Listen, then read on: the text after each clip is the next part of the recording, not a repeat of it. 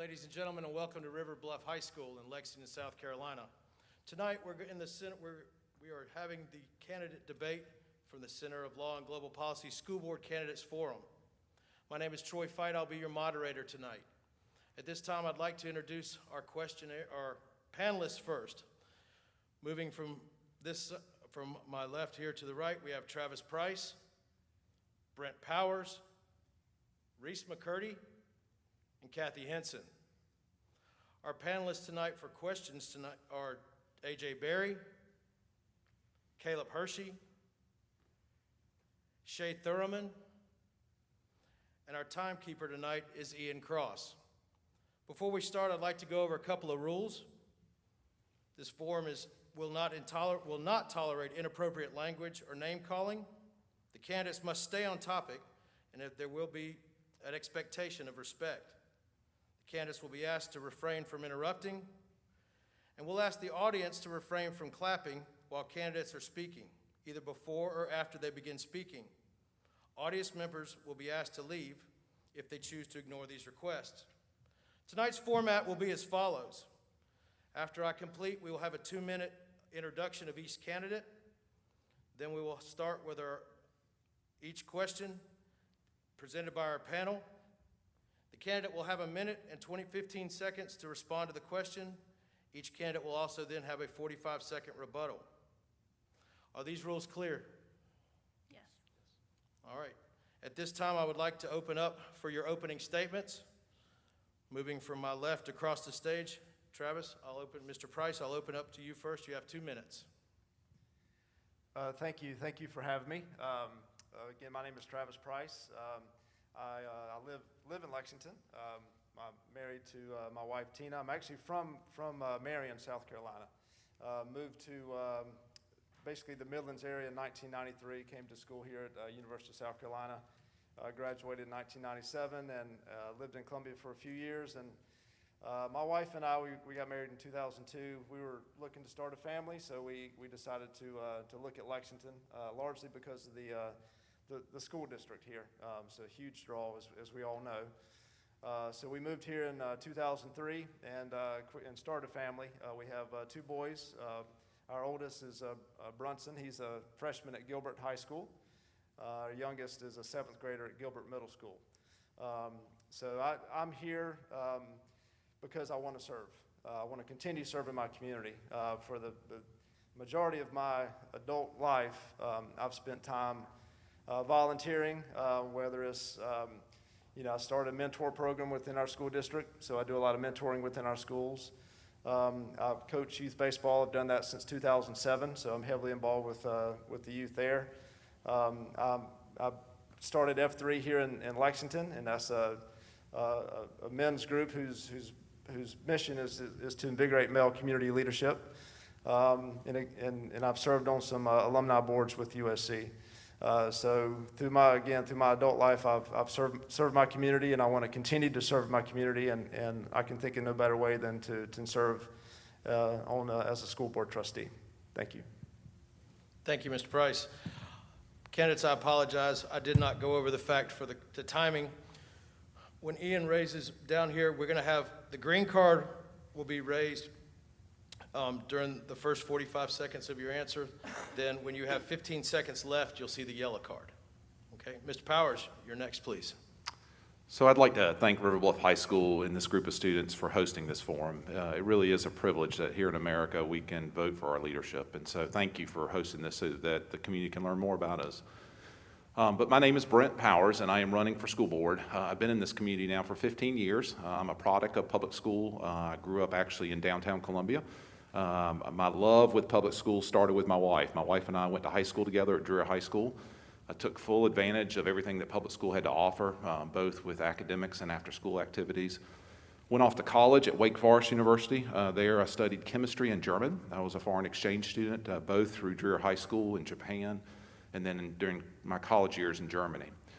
I stayed there in Winston-Salem at Wake Forest and went to medical school at Bowman Gray School of Medicine and then management school at Babcock Graduate School of Management, and graduated with an MD, MBA, and then came back here to live and raise my family. We also have 3 children that are products of the Lexington 1 district. My oldest graduated last year from Lexington High School, and then I have a 10th grader at Lexington High School and then a 7th grader at Beechwood. I believe in public education because, quite frankly, it is the key to the American dream. I believe all of us as citizens, I'm pretty conservative fiscally and politically, but public education is the way that every citizen's nation can pursue their dreams. And it gives us all equal opportunity to do well in this world.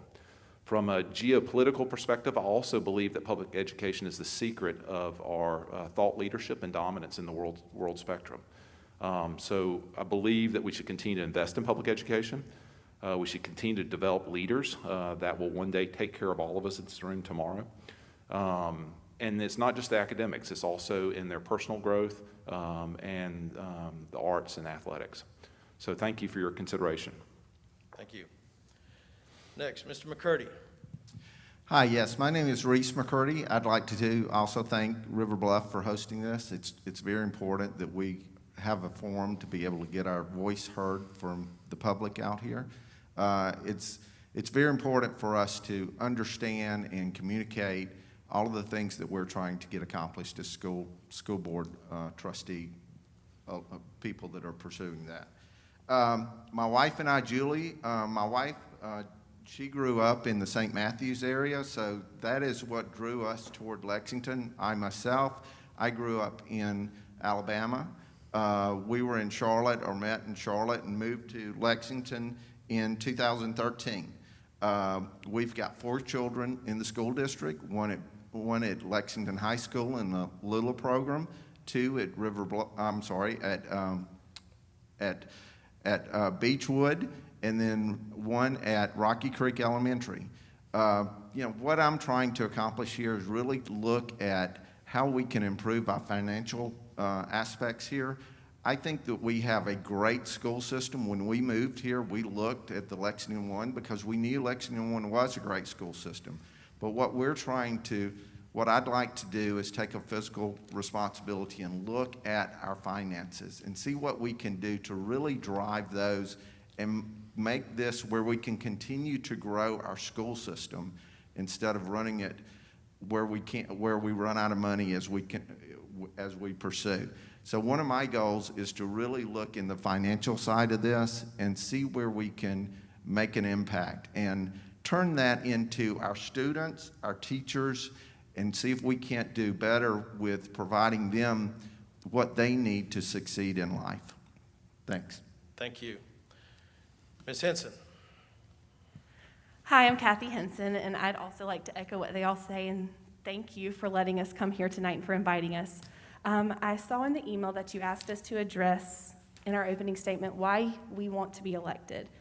And over the last 4 years, I've served as PTA president at my kids' school, on the School Improvement Council, the Superintendent's Parent Advisory Council. I was a parent ambassador.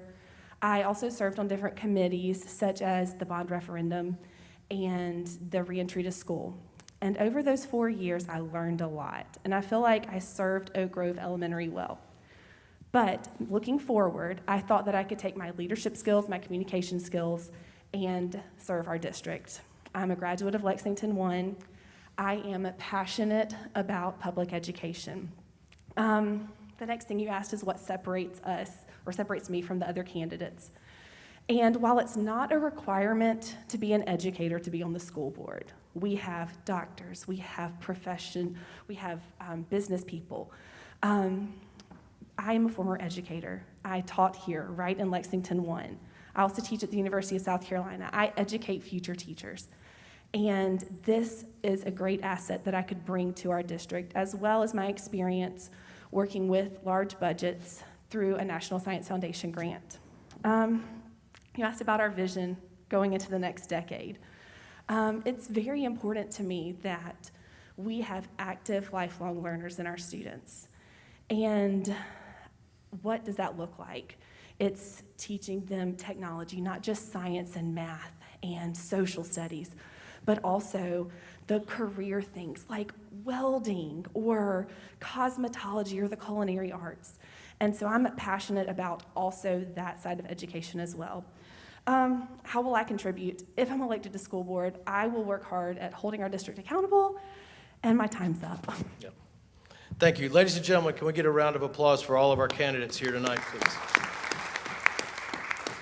Before we begin this, I would like to, I was remiss in my introduction, I'd like to thank our two sponsors for this evening, the Center for Law and Global Policy Development and the Center for Media Arts here at River Bluff High School. Thank you very much for sponsoring this event. At this time, let's begin our candidate forum. AJ, I think you're on first, sir. Go ahead. Okay. You all kind of touched on this in your opening statements, but considering y'all's varying careers and experiences that y'all have, how do you feel that those careers help you be more valuable to the school board than your opponents? Am I first? We don't really have a set for first or second, so at this point, what we'll do is for this first round of questions, since we went this way to start, we'll come back this direction to answer his question, so we'll start with you. So you're asking how my career will benefit me in school board? Yes, ma'am. So I just kind of mentioned that. I taught here in Lexington 1. I taught probability and statistics and Algebra 1 here in the district, and now I work at the University of South Carolina.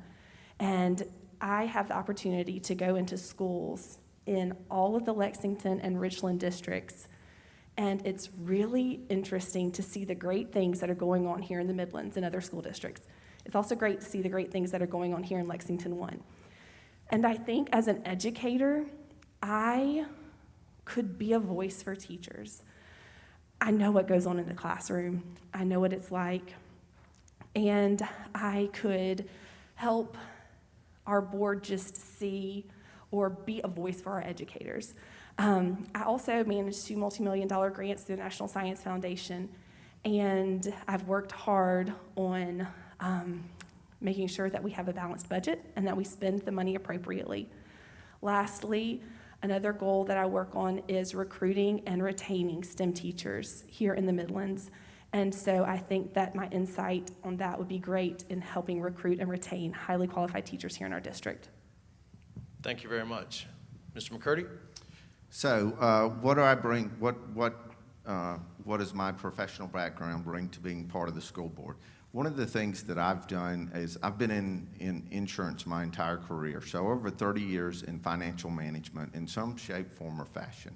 And that's what I bring to the table. I want to really look at the financial side of our school district and see if I can help it become better at running the financial side and being more effective for our students and for our teachers.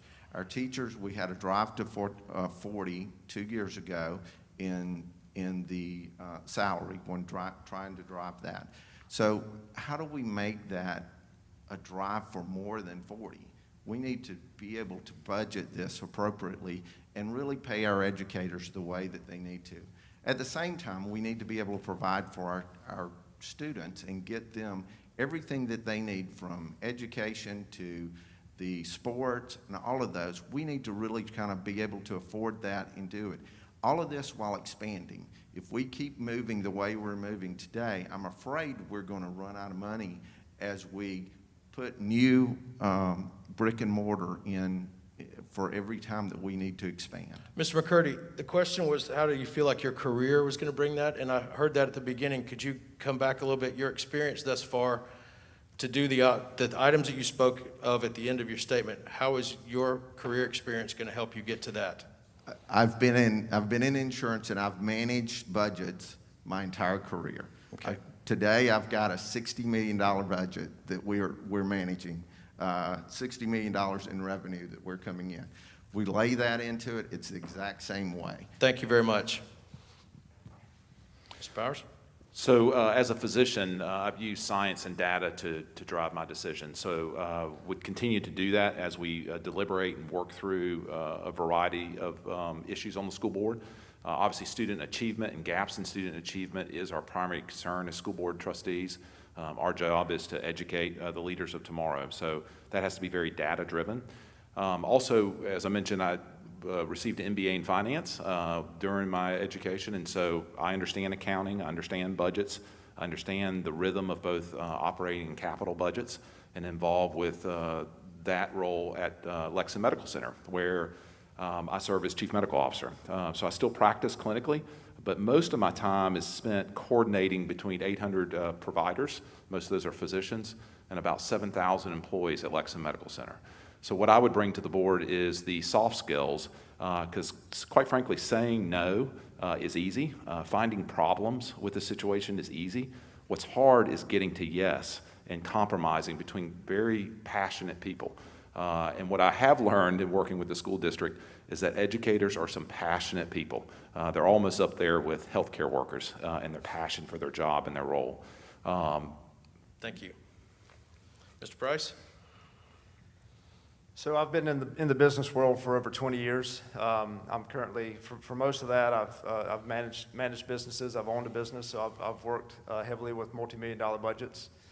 So I'm well versed in that aspect, in the finances.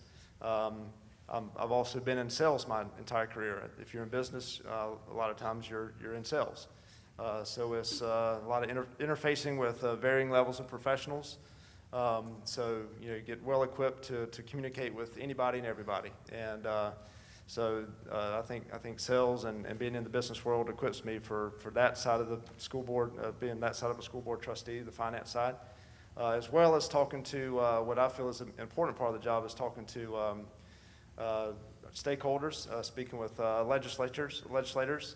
And that's early in my career. I actually worked at the State House, and so I know how the sausage is made as far as government goes. So I can work in that aspect as well. I was in the PACE program at one time. I did want to be a teacher. This was several years ago, and I actually did get to spend time in the classroom. I had a long-term substitute opportunity at White Knoll High School, and I spent about 4 months in a classroom, and I had my own classroom, and so I got to see how a classroom is run. Thank you, Mr. Price. As we move on to Caleb's question, which we're now going to move into some other topics, candidates, I want to remind you that as we complete each round of questions, you do have the opportunity for rebuttal. That first round of questions, I don't know that anybody's going to rebut anyone's job and what they do, but as we move on to these others, there's some options, some topics and some options for you to maybe disagree, hopefully in a very respectful way, but if you have a disagreement or would like to have rebuttal, just please show me by a show of hands. Caleb, you're up. Many teachers have felt ill-prepared for virtual instruction, and students have expressed concerns about the quality of virtual education compared to in-person education. How will you adjust the training that teachers receive to ensure that they can teach virtually if a situation that requires them to do so arises again? This time, what I'd like to do for our questions, we're going to start with you, Mr. Powers. We're going to start this direction, move that way, and come back around. I'm going to kind of switch the order up as we go, but you're first, sir. Yeah, no, I appreciate that question because I think all of us have been struggling with that. What I tell everyone is our teachers know how to teach. They know how to read their students, they know how to assess their students, and they know how to stimulate, encourage, cajole, all the different things teachers have to do to motivate students. But now they're doing it in a different language. They used to do it in English. Now we're asking them to do it in Mandarin, German. You pick the language. And so all of us are struggling with the new medium by which we're having to interface with each other. And we're struggling with it in healthcare as well. But quite frankly, I think our teachers and our parents will continue to work together for their students' sake and come up with new and innovative ways. I'm very proud that this district started a technology journey back in 2008. If you remember, the bond referendum back in 2008 was to equip every student with a personal computing device. That journey was renewed in 2018. It would have been a very different story if we did not have the actual equipment to do the work we're asking our students and teachers to do. That being said, we need to continue to develop professional resources for both students and teachers to know how to use the technology that we have at our fingertips in an efficacious way.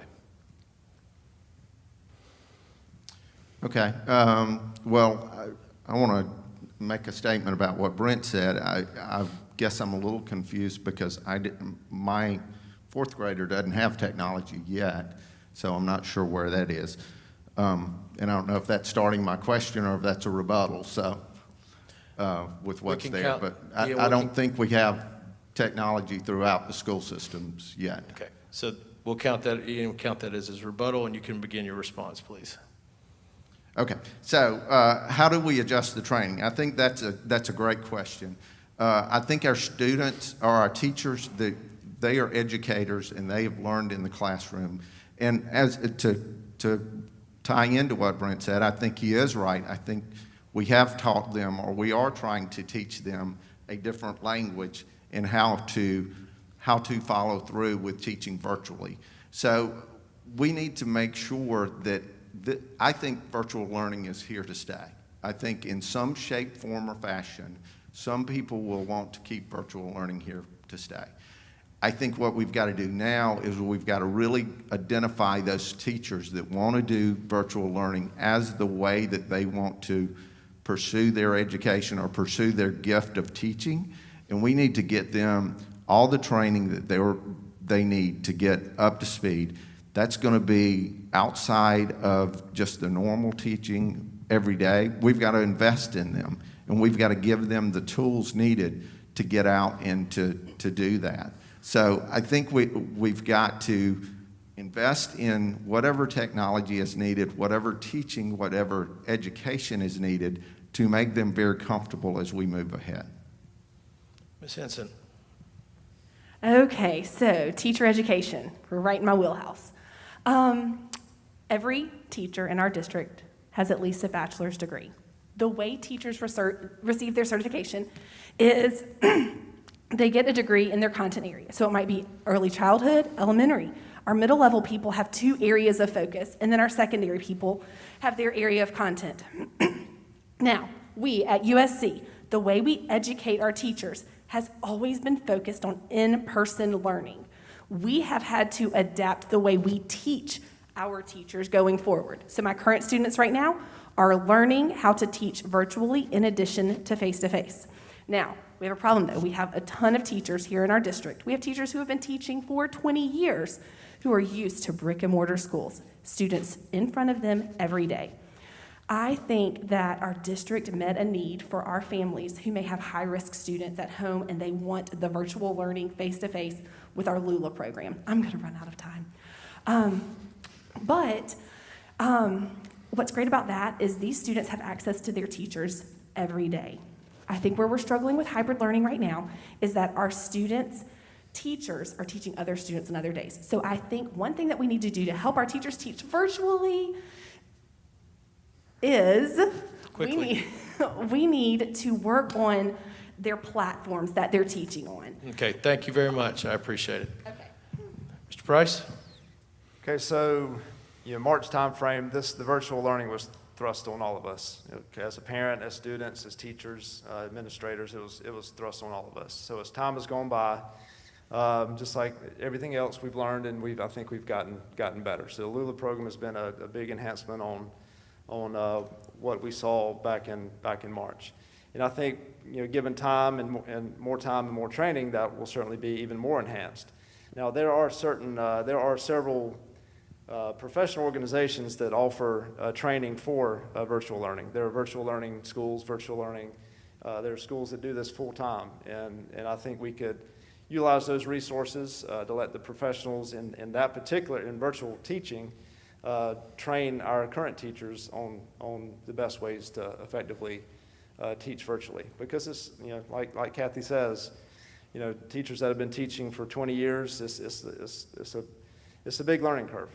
And it's great to hear that now that the students at USC and other education majors are being taught how to teach virtually. So as time goes by, we're going to get better, but also we can utilize those virtual learning academies, professional organizations that can train our teachers to teach virtually.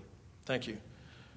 Mr. Powers, Mr. McCurdy made a comment in rebuttal to your statement on technology that he said his 4th grader did not have that technology. I'd like to offer you a few moments if you wanted to respond to his statement. No, I appreciate that. So the point is fair. The goal was to have a technology platform for every student. What we didn't know is that the students would have to be doing it from home. Again, the solution was to have technology at every school such that the kids could work off of their solution. But the point's fair. Every child doesn't have one. That obviously comes with cost. We obviously work with county council and our delegation very diligently around raising taxes, so we're trying to be prudent with that, because obviously we could buy a device for every kid, but it would require raising taxes. The other truth is that we did, about 2 years ago, partner technology and our instructional services together into one department, which I do think prepared us well for this, because they used to work under two different leaders. Thank you very much. All right, we're going to stay with the topic of virtual. Shay, I believe you have another question for the panel. Hello. In the candidate bio that was posted to the district website, Mr. McCurdy stated that virtual learning will always be available. If this district were to still offer virtual schooling for all students indefinitely, what would be some of the challenges the district would face in order to accomplish this? All right, she has a very good mask, unlike me, Yeah, I guess. I need some help I was there. going to, Shay, I'm going to repeat your question, if you don't mind. Her question is, in a candidate bio that was posted on the district website, Mr. McCurdy stated that virtual, and I'm quoting, "virtual learning will always be available." If the district were to still offer virtual schooling for all students indefinitely, what would be some of the challenges the district would face in order to accomplish this? This time, I'm going to start with you, Mr. Price, then we'll move down and come back. Well, the challenges I think we'll face will be to retain our teachers. That's going to be probably the biggest challenge that I see. Virtual learning in some capacity, I think Mr. McCurdy's probably correct. It's going to be here to stay. Like I said, in some capacity, it's never going to take the place of face-to-face learning. We're always going to have brick and mortar schools, and so that's here to stay. But I think finding the teachers and retaining teachers is going to be the biggest challenge that we face. Thank you. Ms. Henson? Okay, I do agree that retaining teachers and finding teachers qualified to teach online learning will be important, but I think two other areas that we're really going to that's going to be challenging if we pursue online learning is accessibility. Legally, we have to make sure that our online material is accessible. If a student is deaf or blind, we need to have ways for these students to have access to the online learning. Also, our special needs students, 504s, IEPs. So making sure that these students' needs are being met, even legally, is going to be really important and crucial, and it's going to be definitely an obstacle that we're going to have to overcome if we do continue online learning. Thank you. Mr. McCurdy? I have to agree with Ms. Henson's comments. I think she said it much more eloquently than I'll be able to, but I think she's exactly right. I do believe online learning is here to stay. Colleges have been doing this for quite some time, and I think we've just moved into a new phase. And I really do believe everything she said is 100% accurate. The other challenge I think we've got kind of looking ahead is, are there other ways that we can use online learning? River Bluff has great access to great classes and the things that are happening here. Can we share that with another school through virtual learning? I think those are things that this can open up for us. Does this reduce pressure on our ability to have to build schools and do that? You know, I think what we have to do is be creative, and then as we do that, we get into our teachers that we're hiring today, the ones that we're getting ready to hire for the next school year. We really push for some virtual techniques that are involved in that. There's going to be a cost structure associated with that, but I think that's what we do to kind of keep up and to move ahead. Thank you very much. Mr. Powers?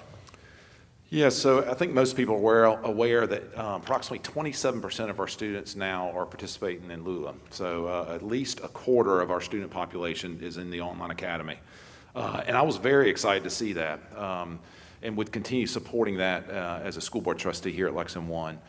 The reason is I think a lot of times students have needs that can't be met in a traditional brick and mortar school. Obviously, just the physical inability to move and have to follow order being in a larger facility with other students is one issue. But then obviously they have their own issues and own things in their personal life that Lola can meet those needs. To continue to support that, we need to continue to invest in broadband access. Obviously, Lexington 1 is a very large county and often in many areas very rural, and so our students need access to the ability to the internet from their home. We also need to continue to invest in technical support because, as we know, computers break, and when they break, we all need help. And so to continue to develop infrastructure in that space.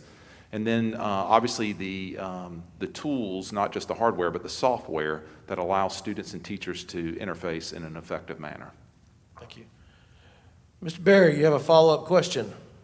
Yes, so Mr. Price really hit on this, and then Ms. Henson kind of mentioned it, and you talked about the problem that we're going to have with retaining and finding teachers. But do you have any ideas or any way to solve that problem? So that's my question for either of you. Me specifically? Or Mr. Price, you both talked about it. Okay, so teacher recruitment and retention is really challenging. The University of South Carolina right now has 3 people who are currently going through the program to teach high school math. And so if I knew the answer, I probably wouldn't have a job, and I know I've said that before. But there are a few options. One is with our online learning, we could provide other opportunities for teachers to teach students at other schools. There could be an option that we reach out to retired teachers. There are a lot of wonderful, wonderful teachers out there who may consider coming back, and so that could be an option. Okay. Mr. Price?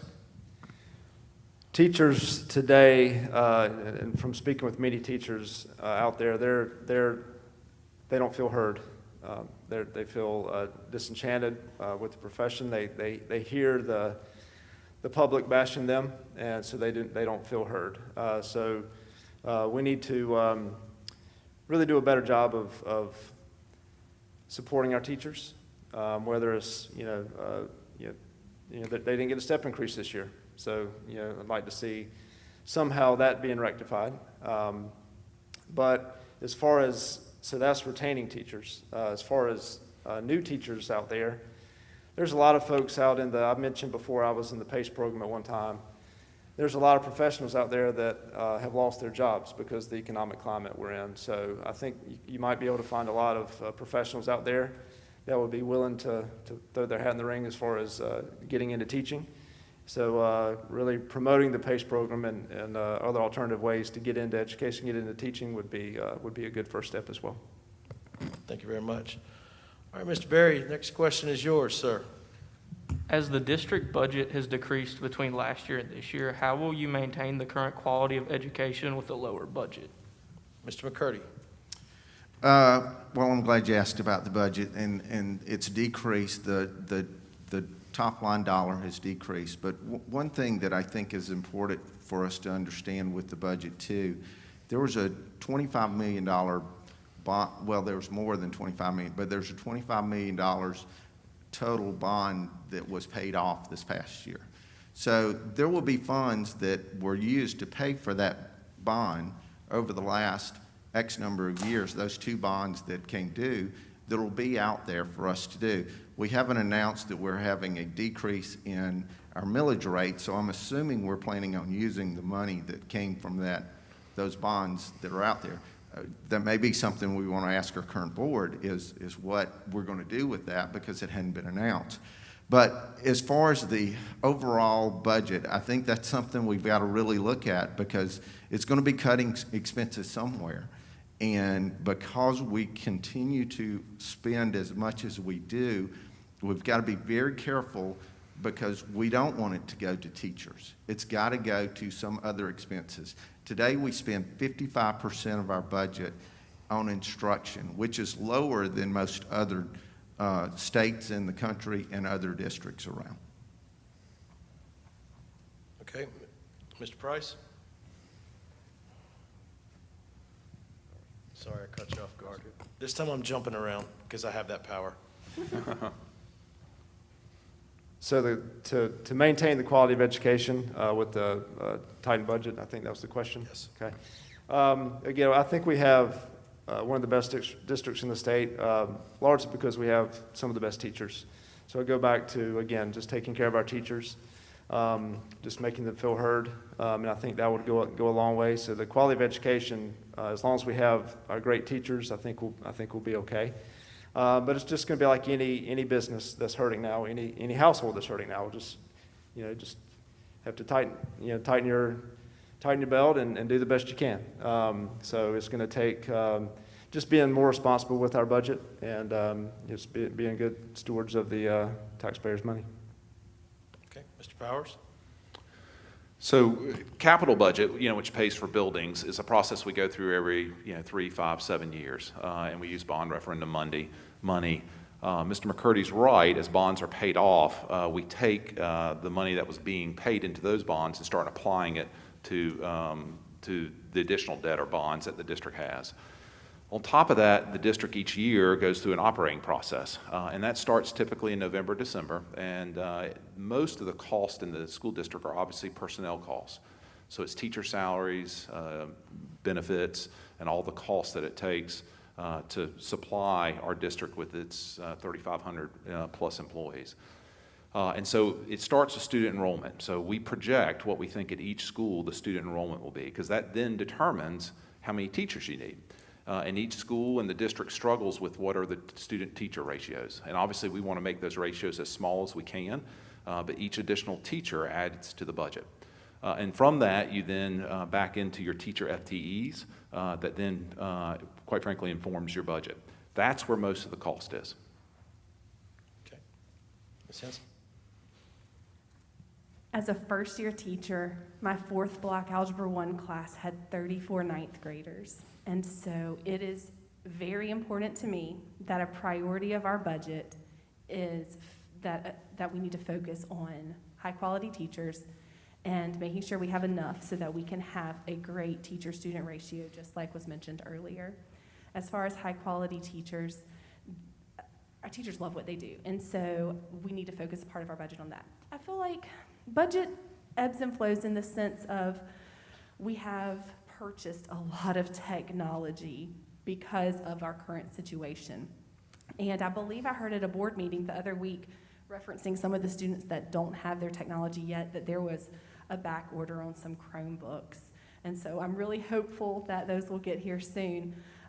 But hopefully in the years to come, we can reuse some of this technology. These aren't the MacBooks that you're holding right now. You're not going to take with them to college. And so hopefully some of those funds can be reused so that we can just focus on making sure our students have safe buildings, clean buildings, and great quality teachers, the technology and the books that they need.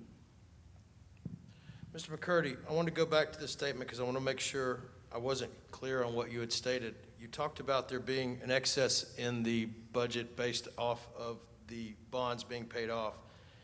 Did you say that money, that it shouldn't all go to teachers? I want to clarify because it was kind of muffled and I didn't want to. No. I said we need to know where it's going. And I think Brent is right. It's in the capital account because it was paid for the building and it was paid for building. So building is in the capital account.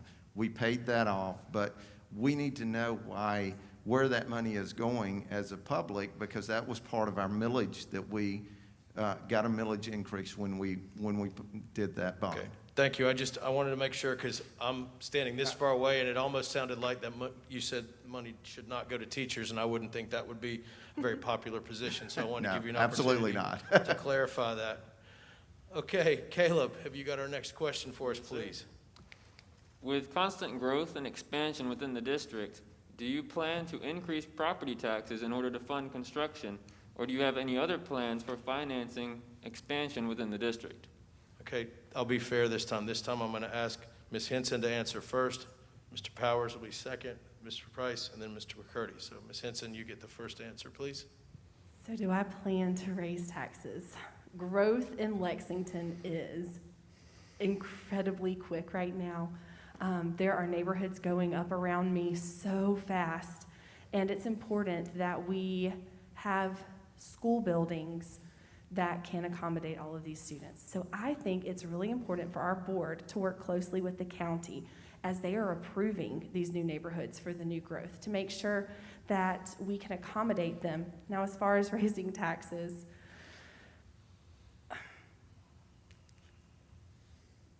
I think we need to make sure that we can provide the high-quality education that we know and love here in Lexington 1.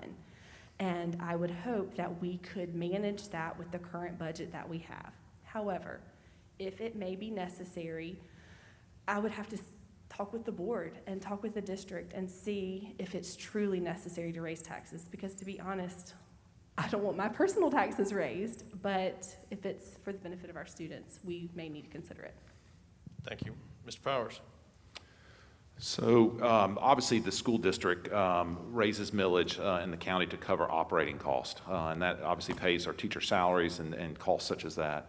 But ultimately, as people move into the district, depending on what happens with the virtual schools. So again, one of the benefits of moving as much as you can where appropriate to a virtual platform is you do not need as much brick and mortar buildings. So one of the things I'm very excited about, I mean, it's hard to be excited in a pandemic, but it is an experiment that it's forcing us down, which is how much can we deliver instruction at the different grade levels, because obviously a kindergartner is different than a 12th grader, but where can we effectively instruct and not have to do it in a brick and mortar building? So I do think the COVID pandemic, a silver lining is it's giving us an opportunity for growth to think about that question. And if we can build less buildings, I'm all for it. That being said, as a school board trustee, my number one duty is to provide a quality education for the students that put their trust in this district. We don't get to control who moves into our district. We can't tell a neighborhood not to be built. Only county council can do that. And there are ways to handle structured growth in your county that county council can engage. But as our district, our only decision is, are we going to provide a quality education or not? And I plan to. Just for clarification, and yes, raise taxes if you need to, or no? So if we are faced with an influx of another 500, 800, 1,000 students next year, and the only way we can provide a quality education is to build another building, then yes, I will support building another building. If we can hold millage steady, which we've been able to through some bond referendums and refinancing as interest rates have dropped, then we won't have to raise millage. But if the only way is to raise millage, we'll have to. Thank you. Mr. Price. Ideologically, I'm never in favor of raising taxes, nor as a homeowner in Lexington County, I'm not in favor of raising taxes. I think the biggest issue is tax reform, and that's where you need trustee members that can speak with the legislature to enact tax reform. What we can do instead of raising taxes is charge impact fees. Now that will not affect current homeowners in Lexington County, so that would just affect the folks that may be moving into Lexington County. So instead of raising taxes, we have impact fees we could enact. I have a question for the three of you down here. I'm looking at the time. I know we have a hard out at 7:30. At this point, Shay, I think I'd like to have you move on to the second question under our social issues, because I'm looking over these, and if we go, the next question I think is going to be a repeat. Would it be okay if he answered the Can I question? answer? I'm sorry. I apologize. Thank you very much. Okay, so the answer about taxes, would I want to raise taxes? That would be the absolute last thing that I would vote for or be in favor of. I think there's many ways for us to do it a little differently. The impact fee conversation is there. I think Dr. Powers is right. I think the idea of us going virtually is going to reduce some of that. It's going to reduce some of that pressure. So I think that will help. One of the things I think we need to do, if you're talking about what Reese McCurdy's idea is, I think we need to really look at when we're building our schools. We don't have to build schools that can only hold what our current population is. Why aren't we building schools that we can add on to? Why aren't we constructing schools that we can come back in 2 years when the population, because county commissioners should be able to tell us what they're going to outline for growth perspective. Why don't we come back and build schools that we can add on to for that perspective. I think that's a solution that we need to be looking at. Maybe we have to go through that one time where we have to do that, where we have to build another school, but it should be a solution that we have a long-term strategy to get better at that. Thank you. Mr. Powers, do you have a rebuttal? So just clarification, impact fees, I think most people are aware of that, but that's if you move in and buy new property in the county, you pay essentially a tax, $5,000, $10,000, that goes to infrastructure. Just point of clarification, Lexington 1 as a school district cannot levy impact fees. County council can, but the district cannot. Okay. Mr. McCurdy, I apologize for cutting you short on that one. I'm trying to balance time and be respectful of everyone as well. I apologize. As a matter of fact, I may let you go first this time, so I'll make it up to you. That's not fair. Shay, do you want to move to the second question in our social, please? And get right up on that mic because you've got a great mask. It's very thick. The issue of gender equity in the hiring process has been raised recently after 13 of 18 school-level administrators hired since January have been males. How do you plan to promote more gender equity in the hiring process for administrators?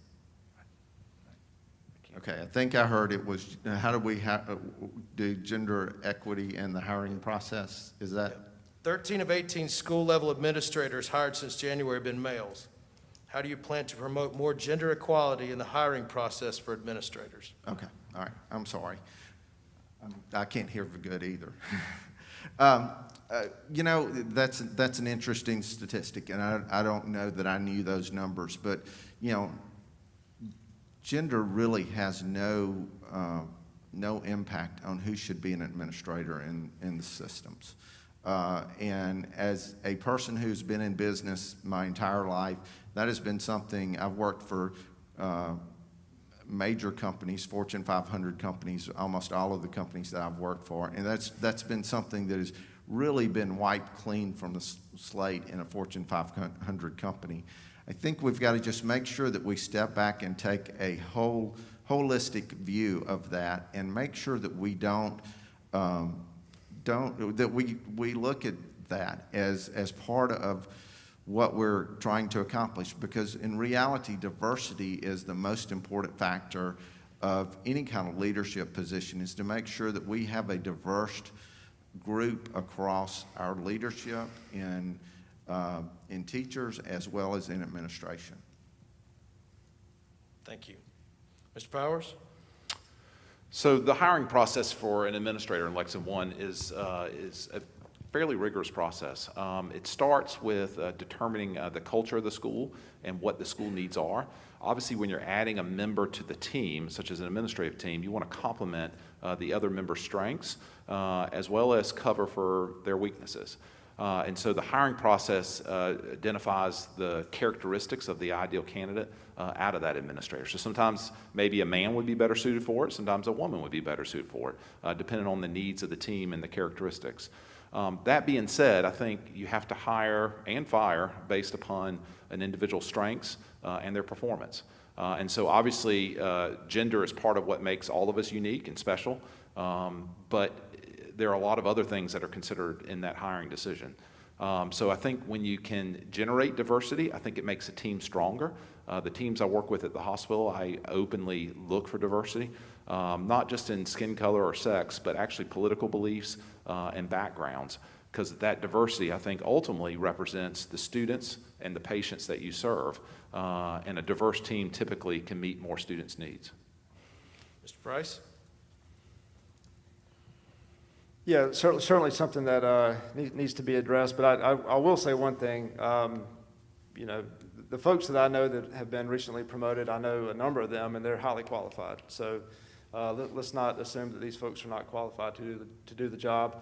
Having said that, there is I think it's the Assistant Principal Academy, I think is a leadership, kind of a leadership group. Assistant principals are tabbed or chosen to be in this Assistant Principal Academy, and basically to move to the next step to become a principal in one of our schools.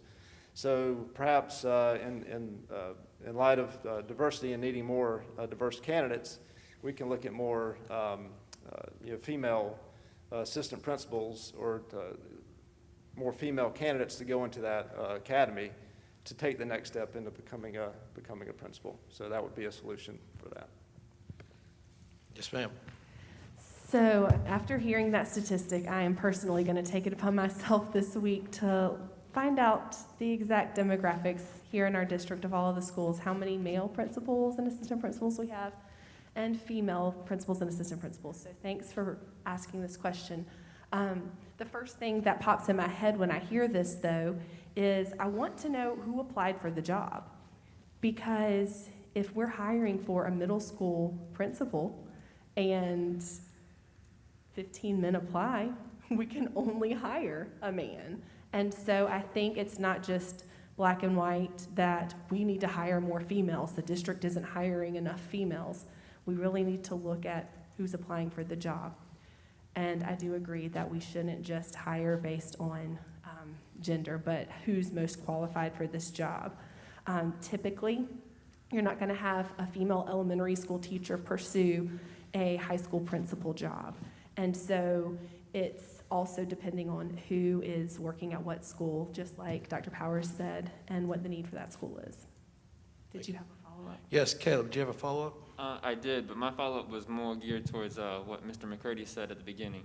So if I heard correctly, you said that gender was not a factor, but obviously 13 out of 18 is well over a 2-to-1 ratio.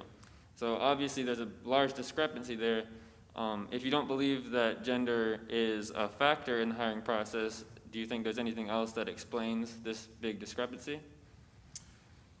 I would have to go back to the hiring who approved the hiring of this. If the board approved who was coming through there and we didn't look at our demographics there, you know, I think we've got to look at who's responsible for putting those people up here and nominating them for the position and trying to accomplish that. You know, it should not be a factor is what I was meaning to say there. It really is about skill set. It shouldn't matter whether you're male, female, African American, or white, or, you know, Chinese or whatever. What you're really looking for is the most qualified person. And yes, as Ms. Henson said, you have to look at the pool that you've got. And if your pool is not diverse, then you got to ask yourself, why isn't it diverse? What are we doing as a district to not bring in a diverse workforce? There's a diverse workforce in Lexington County, so we need to be looking at that. Did I give you the answer you needed, Caleb? Yes, sir. Thank you very much. All right, I think we're back to AJ, and we'll move on to our communication question, please. Okay, in an election only registered voters are guaranteed to have their opinions heard in, how will you ensure that students who can't vote will be able to express their opinions? Okay, this time, Mr. Price, we'll start with you. Well, I think it's a good start. I don't know if you guys are 18, old enough to vote, but this is a good start. Just having folks like you, students like you, really involved with the process and interested in the process is a very good start. I actually had a conversation with a Peeling High student. His name is Jonathan. He emailed me and was just asking certain questions of me, and he was really interested in the process. And so, you know, I felt great that somewhat a student like him was just really interested in it and thought enough to email me and ask me questions. And so it's, you know, I enjoyed the conversation we had. So yeah, students, you know, if you're under 18, you may not be able to vote, but you can certainly be involved with the process by asking questions. My number's published, my email address is published, so I'd be glad to field any questions. But just, you know, being involved in the process, asking questions, and you can always speak with issues that are important to you. You can relay my answers or our answers to those old enough to vote. But I think it's great what you guys are doing, and that you guys are interested in this process and actually interested in what we're doing. But again, Jonathan, I had that Peeling High student, really enjoyed our conversation, so it was great that he took the time to email me. Mr. McCurdy. It's funny, you're talking about that. I go to my kids talk about it all the time. And my kids are at home, and they, you know, I've got 4, so they talk about who's running and, who do you believe in and those kind of things. So our kids do listen to our conversations about this. But your question is, how do we make sure that they're heard? I don't know that I've got a good answer for that. I've got to assume that our parents are having good conversations with our kids. And we're in those conversations, we're getting to the point where their voice is heard as well. They're having those conversations with their parents, and their parents are saying, here's what this person believes and is trying to do. And the kids say, that there's a lot of truth to that, or no, Mom, no, Dad, that's not what it is. That's what's happening. We are a little bit handcuffed with that, in that we're making decisions for people that can't make the determination of who to vote for. Ms. Henson? I am so proud of you guys. I don't know what your motives behind taking this class are, but it was a passion for me when I was your age as well. I participated in Youth Leadership Lexington, which might be an opportunity for you guys as well. And I worked at a law office as well. I think our district is doing a really great job starting in middle school. Now, I don't know if this is offered at every middle school, but where my kids go, there's a class called iCivics. So I think our district is starting at a young level, getting kids involved, making them watch debates, ask questions, learn about the different candidates. I think that if we want to get our students involved and let their voices be heard, we also need to reach the parents. We need parents on board. We need them to understand the importance of you guys being involved, because I'm pretty sure all of you will be able to vote in the next election. And so with that said, this question is an encouragement to me to look for kids, young adults who are wanting to get involved in politics. Ms. Powers? I think your question is implying that because students can't vote, their voice is not heard. And I would respectfully disagree. I actually think that students are our customer as school board trustees and as teachers. And as our customer, your voice is the loudest voice. The other thing I would say to you is that your parents love you and your teachers love you. And I would do anything for my children. So as a student, again, if you center your discussions around your educational experience and offerings, I can promise you that your parents and your teachers will listen to you. And by doing so, they then become a microphone for you to hold us as school board and as a group of teachers and administrators accountable for your education. I think that is a healthy and good dialogue. Second from that, we obviously have a lot of forums for you to interact directly with us as a board. We do a citizens participation when we meet twice a month, and I love hearing our students come speak to us. We also do school board visits. So school board trustees will visit the schools, and as we go around, we ask questions. And it's amazing what you learn that we take back and discuss with Dr. Little specifically about the offerings in that school. And then thirdly, obviously, we have open lines of communication, as Mr. Price referenced, both by email and phone. So I think your voice is the loudest voice. Thank you, Mr. Powers. Looking at the hard time, by Mr. Burgess, we have a hard out at 7:35. That leaves us exactly 4 minutes, according to my watch and whatever satellite is flying overhead. At this time, we started at this end with Mr. Price. We're going to start down there with Ms. Henson. You have 1 minute. Please do not go over. We want to get these in. So you have 1 minute for your closing statements. Thank you so much for inviting us here tonight. As I'm pursuing running for school board here in Lexington 1, I just want everyone to know how passionate I am about public education. I think that it's important that as school board, we communicate. We are a voice for you guys, that we're good listeners. And I think my experience in education and in higher ed and in grants will be a great asset here to our district. I'm a product of Lexington 1. I know the quality of education that is provided here in our district, and I want to continue that excellence that we know and love here in Lexington 1. Thanks. Thank you. Mr. McCurdy. Thank you all for doing this. I know that Mr. Burgess probably twisted your arm for this, but you did great, so thank you so much for doing it.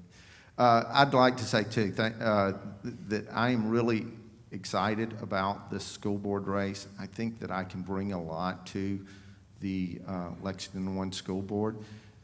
I just want to be able to look at my kids as they go through and get to sit at these tables like you are tonight, and I want to be able to go through and say that I did everything I could to make sure that they got the same opportunities as every other kid did.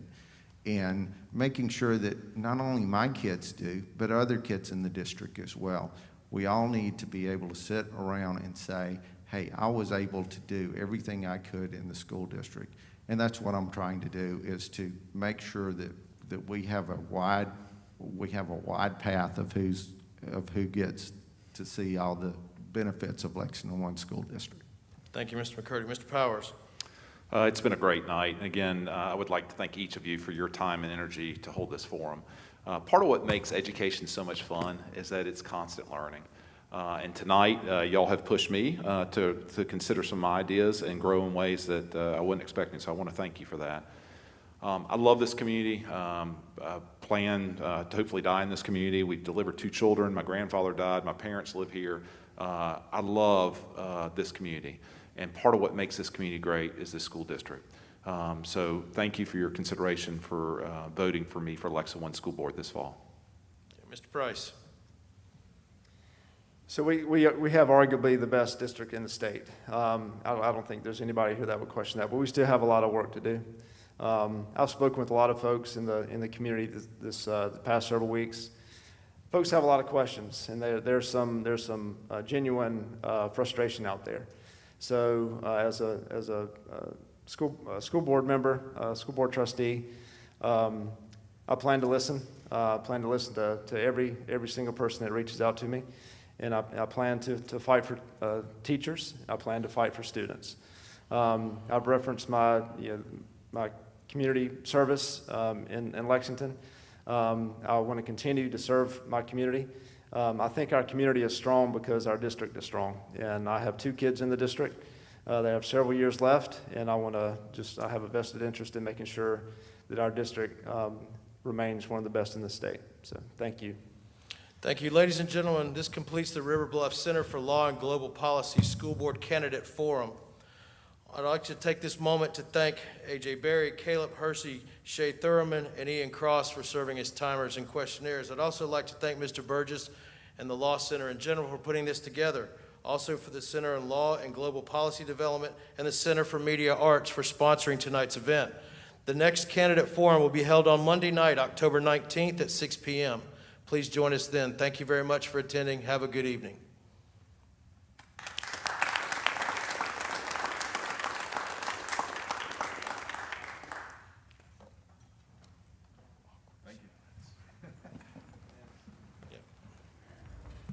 Ladies and gentlemen, you